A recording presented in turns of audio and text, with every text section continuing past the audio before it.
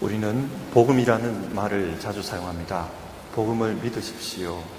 그 교회는 참 복음적입니다. 그것은 복음과 맞지 않습니다. 등등.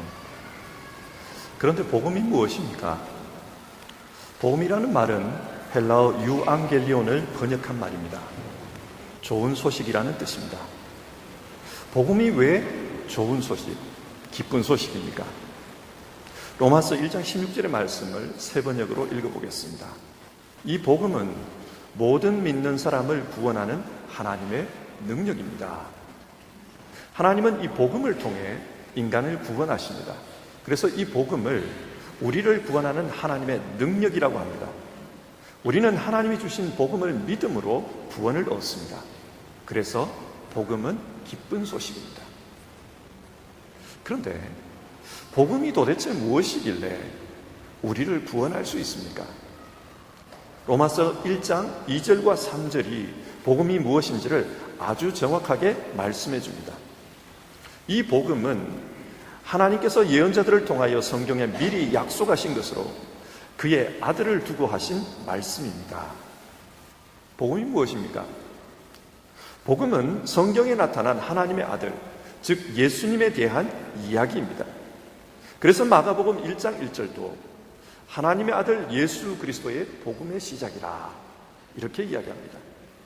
예수님의 이야기가 복음이라는 말입니다. 그래서 우리는 성경을 읽고 예수님의 이야기를 배웁니다. 그리고 많은 분들이 이 이야기를 이미 잘 알고 있습니다. 그런데 여기서 현실적인 문제를 생각해 봅시다. 복음은 예수님에 관한 이야기라고 했습니다. 그리고 성경이 전하는 그 예수님을 믿으면 구원을 얻습니다. 그래서 복음은 좋은 소식, 기쁜 소식입니다. 근데 여러분, 현실의 삶에서 예수님을 믿는데도 기쁘지 않을 때가 있습니다. 복음을 믿지만 근심과 불안, 좌절감으로 마음이 가득할 때가 있습니다. 왜 이런 현상이 벌어집니까? 복음을 믿으면 기뻐야 하고 복음을 믿으면 좋아야 하는데 왜 그 복음을 믿지만 우리 안에는 우울하고 불안합니까? 오늘 우리는 주어진 본문을 통해 성경이 말하는 복음과 또 그 복음에 대한 우리의 믿음을 같이 한번 생각해 봅시다. 오늘 본문은 부활하신 예수님이 낙심한 제자 베드로를 찾아간 내용입니다. 베드로는 누구보다도 열심히 예수님을 따라다녔습니다. 그리고 인정받던 제자였습니다. 마태복음 16장의 말씀입니다. 너는 베드로라. 내가 이 반석 위에 내 교회를 세우리니 음부의 권세가 이기지 못하리라. 내가 천국 열쇠를 네게 주리니 네가 땅에서 무엇이든지 매면 하늘에서도 매일 것이요 네가 땅에서 무엇이든지 풀면 하늘에서도 풀리리라. 예수님은 베드로를 인정하셨습니다. 그런데 그런 베드로에게 큰 시험이 찾아왔습니다. 예수님을 3번이나 부인했습니다. 주님을 버리고 도망쳤습니다. 결정적일 때 그랬습니다. 이 당시 베드로의 마음이 어떠했을까요? 예수님은 제자들에게 이런 말씀을 가르친 적이 있습니다. 마태복음 10장입니다. 누구든지 사람 앞에서 나를 시인하면 나도 하늘에 계신 내 아버지 앞에서 그를 시인할 것이요 누구든지 사람 앞에서 나를 부인하면 나도 하늘에 계신 내 아버지 앞에서 그를 부인하리라. 이 말씀을 아는 베드로는 부인한 당시 어떤 생각, 어떤 기분이 들었을까요? 낙심했습니다. 구원받지 못할 것 같습니다. 영적 침체에 빠집니다. 그래서 그는 갈릴리 바다로 고기를 잡으러 갑니다. 그리고 그런 베드로를 예수님은 찾아가신 겁니다. 여기에 성경이 말하는 복음이 잘 나타나 있습니다. 복음이 무엇입니까? 먼저 복음은 하나님이 십자가를 통해 무너진 관계, 깨어진 관계를 회복하는 것입니다. 오늘 본문에서 우리가 주목할 것은 그 무너진 관계를 누가 어떻게 회복하느냐 하는 것입니다. 요한복음 21장을 보면 이 관계 회복에 있어서 예수님의 주도성이 두드러집니다. 예수님이 제자를 찾아갑니다. 그리고 먼저 말을 겁니다. 얘들아, 뭘 좀 잡았느냐? 밤새 그물을 던졌지만 한 마리도 못 잡았습니다. 그물을 배 오른쪽에 던져라. 그러면 잡을 것이다. 그러자 그물이 찢어질 정도로 많은 고기가 잡혔습니다. 이 상황을 보면 예수님께서 처음 베드로를 제자로 부르시던 그 상황과 아주 유사합니다. 누가복음 5장의 상황이죠. 그리고 예수님은 제자들을 위해서 식사를 준비합니다. 이 식사는 오병이어 기적을 생각나게 합니다. 예수님은 오병이어 사건을 통해 내가 생명의 빵이다, 그것을 말씀하셨는데, 그처럼 이 생명의 양식을 먹으면서 베드로 너는 다시 힘을 얻어라, 그리고 다시 일어서라, 그것을 말하시는 것 같습니다. 무너진 관계를 회복하기 위해서 예수님이 모든 것을 준비하십니다. 창세기 1장에서 하나님이 천지를 창조합니다. 그때 하나님은 모든 만물을 창조하신 이후에 마지막에 인간을 창조하십니다. 무슨 말입니까? 하나님은 인간을 먼저 만들고, 자, 이제부터 네가 살 세상은 네 손으로 만들어가라, 그렇게 하지 않았다는 것입니다. 하나님께서 살아갈 삶을 준비해 주십니다. 이처럼 예수님도 베드로가 회복할 수 있도록 모든 것을 준비해 주십니다. 그리고 묻습니다. 네가 나를 아직도 사랑하느냐? 여기서 성경이 말씀하는 복음은 하나님 사랑을 회복하는 것입니다. 다른 말로 하나님과의 관계를 회복하는 것입니다. 그런데 그 관계를 어떻게 회복합니까? 요한일서 4장 9절과 10절이 말씀해 줍니다. 하나님의 사랑이 우리에게 이렇게 나타난 바 되었으니 하나님이 자기의 독생자를 세상에 보내심은 그로 말미암아 우리를 살리려 하십니다. 사랑은 여기 있으니 우리가 하나님을 사랑한 것이 아니요 하나님이 우리를 사랑하사 우리 죄를 속하기 위하여 화목제물로 그 아들을 보내셨습니다. 우리가 하나님을 사랑한 것이 아니요 하나님이 우리를 사랑하사, 우리가 노력해서 관계가 회복된 것이 아니라는 말입니다. 이 내용과 비슷한 이야기가 사무엘하서 12장에 나옵니다. 그 내용은 다윗의 범죄입니다. 다윗은 우리아의 아내 바세바를 범했습니다. 근데 그녀가 임신합니다. 자칫 자신의 체면이 땅에 떨어질 위기에 처했습니다. 그러자 다윗은 우리아를 전쟁터에서 죽이고 이 사건을 완전 범죄로 만들려고 합니다. 우리아가 죽고 나자 바세바를 정식 자기 부인으로 삼고 그의 몸에서 아들을 얻습니다. 이때까지만 해도 다윗은 자신이 죄인이라고 생각하지 않습니다. 그러자 하나님께서 나단 선지자를 보냅니다. 그리고 꾸짖습니다. 그때 다윗은 내가 여호와께 죄를 범하였나이다, 그 죄를 시인합니다. 하나님은 이런 다윗을 어떻게 하십니까? 내가 여호와께 범죄하였나이다, 어떻게 대하셨습니까? 나단이 다윗에게 말하며 여호와께서 당신의 죄를 사하셨나니 당신은 죽지 아니하려니와 당신이 낳은 아이는 반드시 죽으리이다. 하나님이 다윗을 용서하셨다고 합니다. 여기서 한번 생각해 봅시다. 다윗은 심각한 죄를 지었습니다. 그러나 하나님은 그런 다윗을 용서합니다. 근데 여러분, 이 용서가 어떻게 가능했습니까? 다윗이 열심히 회개했기 때문에 가능했습니까? 아니면 하나님께서 찾아가셔서 그를 회개하도록 만드셨기 때문에 가능한 겁니까? 다윗은 스스로 회개하지 않았습니다. 하나님이 선지자를 보내어 꾸짖자 회개했습니다. 많은 경우 회개는 자기 힘으로 해야 한다고 생각합니다. 자기가 자기 죄에 대해서 고통스러운 뉘우침의 과정을 겪어야만 철저한 회개를 했다, 그렇게 생각합니다. 그런데 여러분, 이럴 경우 그 사람은 회개 이후에 뻔뻔해질 수 있습니다. 나는 고통스럽게 내 죄값을 다 치렀으니 나는 내 할 도리 다 했다, 나는 더 이상 죄가 없다, 뻔뻔해질 수 있습니다.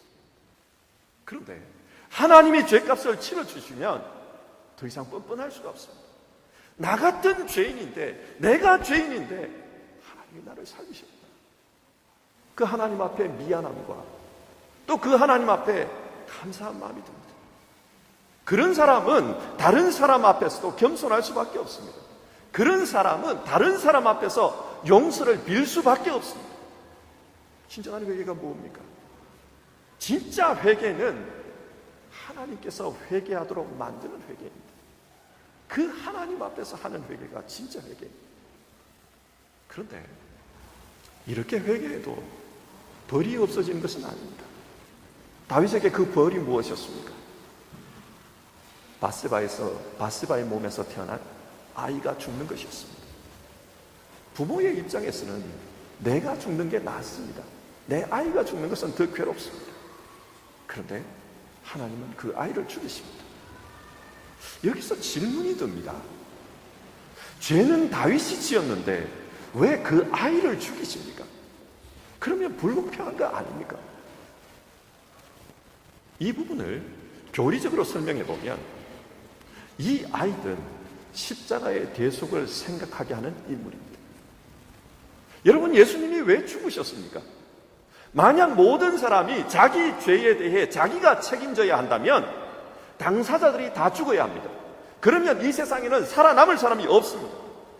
하지만 하나님은 예수님을 통해 모든 죄값을 치르고 인류를 살리십니다. 이게 하나님의 방법입니다. 다윗에게도 그 방법을 적용하셨습니다.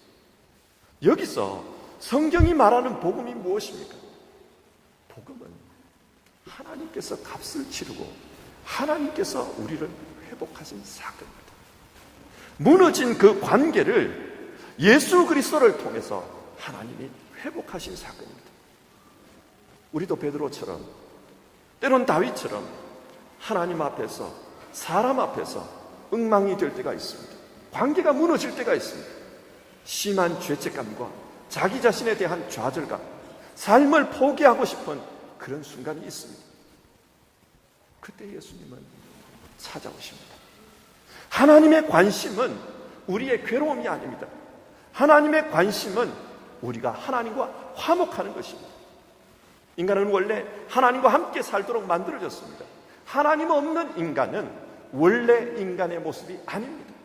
복음은 하나님의 주도로 하나님과의 관계가 회복되는 것입니다. 우리가 진정 복음을 믿는다면 진짜 하나님과 화목하게 살아야 합니다. 비록 우리 안에 무너진 부분이 있고 또 하나님 앞에서 죄스러운 부분이 있죠. 그러나 그건 내어놓고 하나님 찾아오심을 믿고 하나님 회개하게 하심을 믿고 하나님 앞에서 화목의 삶을 살아야 합니다. 그리고 사람들 속에서 화목해 하는 자로 살아야 합니다. 두 번째로 복음은 하나님께서 우리의 사명을 회복하는 것입니다. 사명이라는 말이 너무 부담스럽게 들릴지 모르겠습니다. 사명은 이 땅에서 우리가 살아가는 삶의 이유입니다. 사람이 물건을 만들 때 이유 없이 물건을 만들지 않습니다. 목적이 있습니다.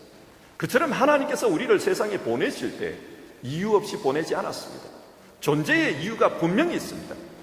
그런데 그 존재의 이유를 망각하고 살면 그 삶은 건강한 삶이 아닙니다. 예수님은 베드로를 주의 교회를 세우는 목자로 부르었습니다. 하지만 베드로는 갈릴리 호수에서 고기 낚는 업으로 돌아가 버립니다. 존재의 목적을 잃어버린 것입니다. 그래서 예수님은 베드로에게 찾아가 네가 나를 사랑하느냐? 그렇다면 내 양을 먹이라. 그렇게 말씀합니다. 다시 사명을 주신 겁니다. 복음은 예수님 안에서 사명을 회복하는 사건입니다. 마가복음 1장 1절에서 마가는 이렇게 선포합니다. 하나님의 아들 예수 그리스도의 복음의 시작이라.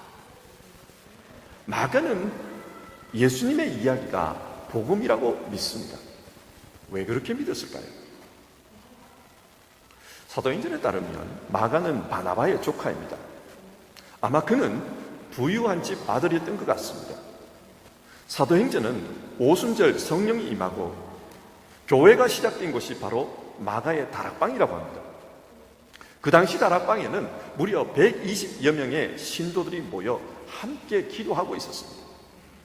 생각해 보십시오. 지금도 120명이 들어갈 수 있는 그런 개인 집은 쉽지가 않습니다. 근데 그 당시 120명이나 들어갈 수 있는 큰 방을 가진 집, 저택, 마가는 그 부잣집의 도련님이었습니다. 그런 마가가 바나바 바울과 함께 1차 선교 여행을 떠납니다. 아마 삼촌인 바나바를 따라갔겠죠. 그런데 사도행전 13장을 보면 밤빌리아의 버가에서 마가가 예루살렘으로 돌아갔다는 이야기가 나옵니다. 왜 돌아갔을까? 성경은 그 이유를 설명하지 않지만 지금까지 고생을 모르고 살았던 마가가 고생스러운 선교 여행을 더 이상 할 수 없어 돌아간 것 같습니다. 그리고 시간이 흘러 2차 선교 여행을 떠나려고 합니다.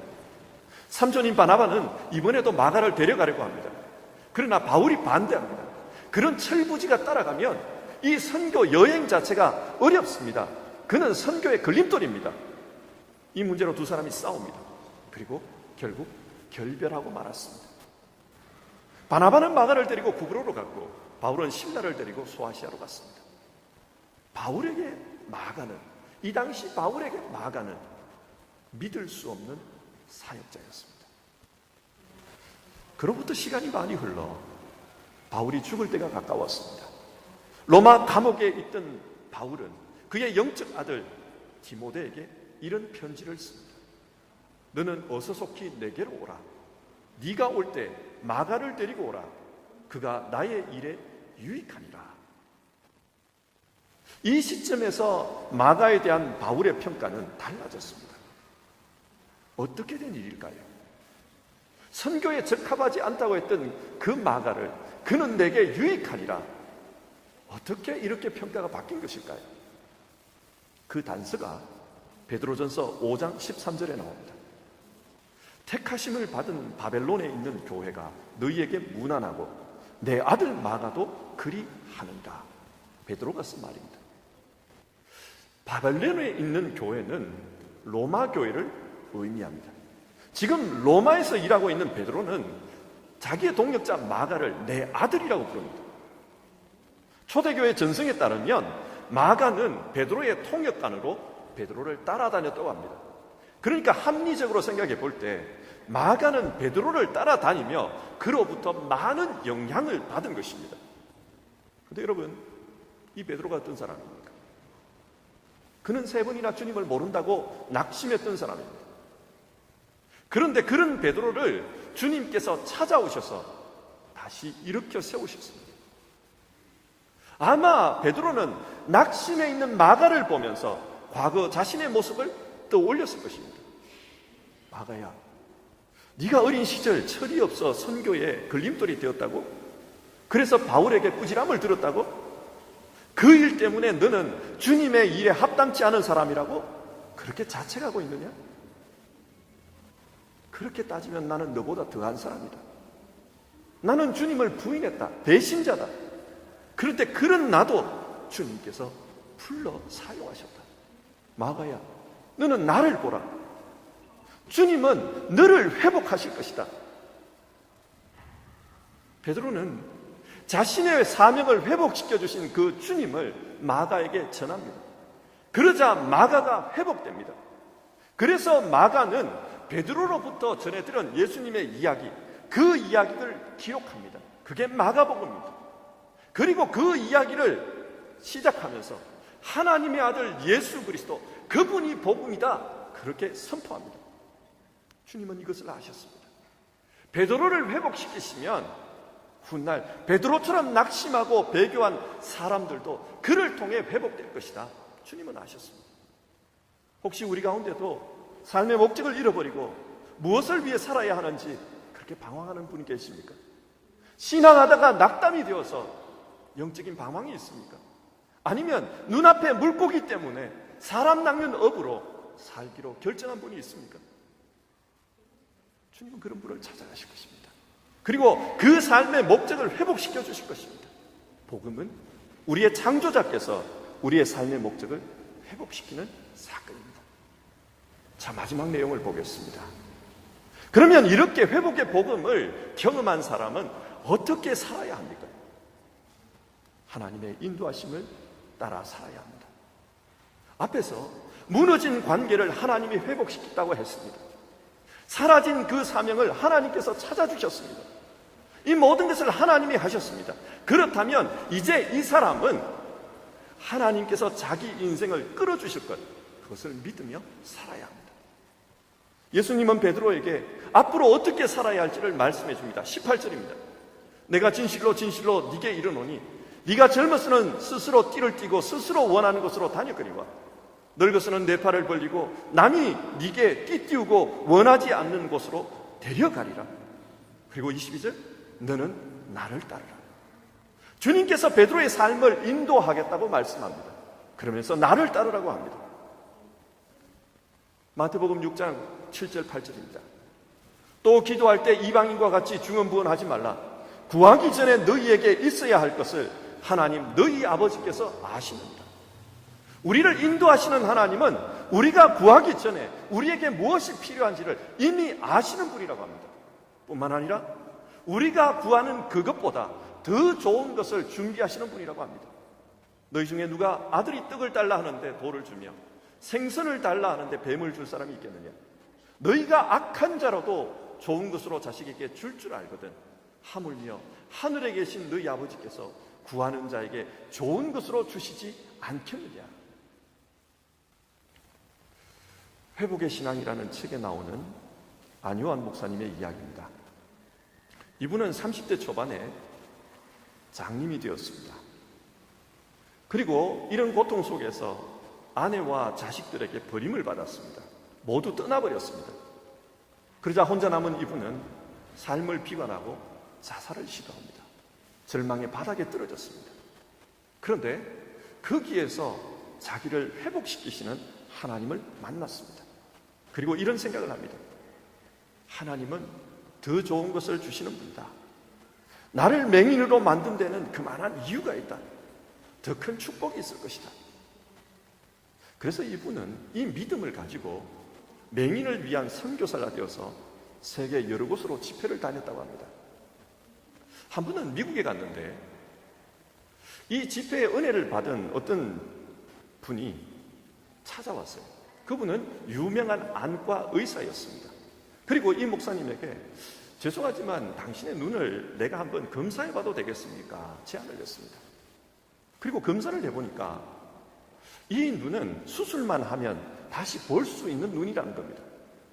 그래서 이 목사님에게 내가 무료로 개안 수술을 해드리겠습니다. 제안을 합니다. 그런데 이 목사님은 그 수술을 거절했다고 합니다. 왜 거절했는가? 나는 육신의 눈을 읽고서야 하나님을 만났습니다. 그런데 또다시 그 눈을 뜨라고요? 차라리 평생 이대로 감고 살겠습니다. 육신의 눈이 멀고 나서 더 큰 은혜를 경험했습니다. 아마 앞으로도 그럴 겁니다. 이분은 하나님이 자기 상황을 다 알고 계신다는 것을 믿었습니다. 그리고 하나님은 자기에게 더 좋은 것으로 인도해 주실 것이라는 것도 믿었습니다. 그래서 하나님이 나에게 눈멀게 했다면 나는 눈먼 상태로 살겠다.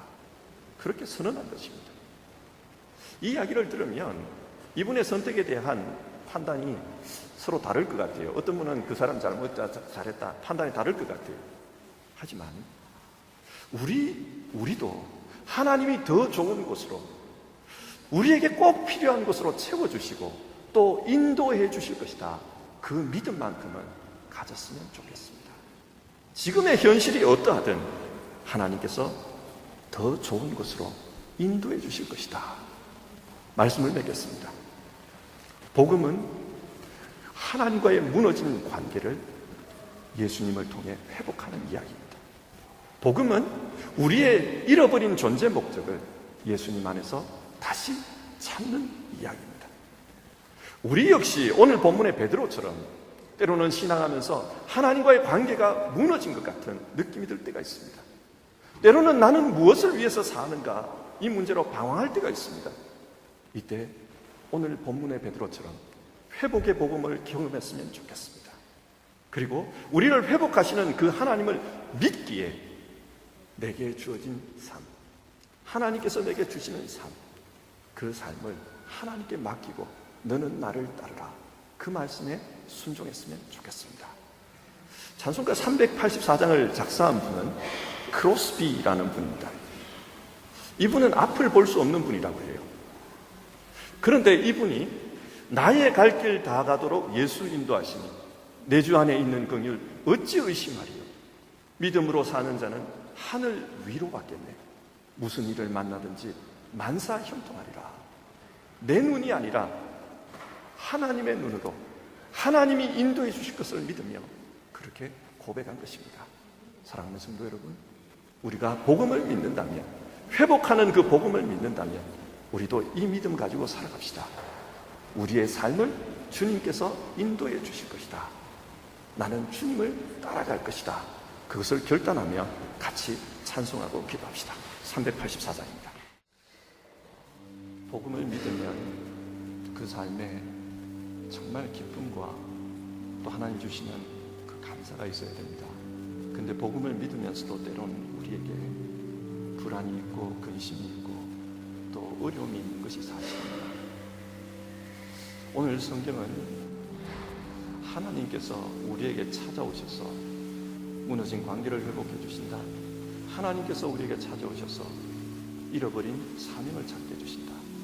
그러니 그 하나님을 믿고 그를 따라가면 하나님께서 우리의 인생을 더 좋은 인생으로 만들어 가실 거다. 우리 그런 말씀 살펴보았습니다. 오늘 그 말씀을 생각하면서 같이 기도해 봅시다. 해결되지 않는 고통, 삶의 어려움, 죄의 문제, 그런 것이 있다면 이 시간 같이 기도해 봅시다. 그리고 하나님께서 우리의 삶을 기회해 주시기를 그렇게 간청해 봅시다. 기도하겠습니다.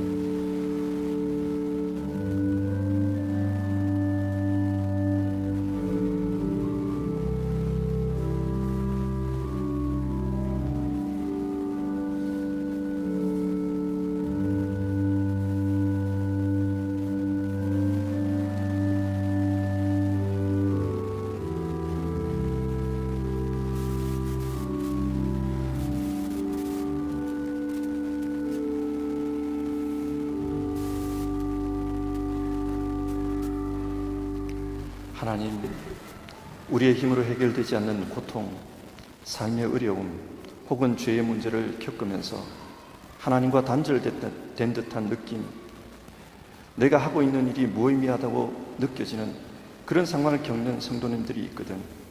회복의 복음을 허락해 주시옵소서. 그 삶에 진짜 회복이 있게 하옵소서. 그리고 그 인생 주님의 인도하심 가운데 주께서 축복하신 삶을 살게 하옵소서. 예수님의 이름으로 기도드립니다. 아멘.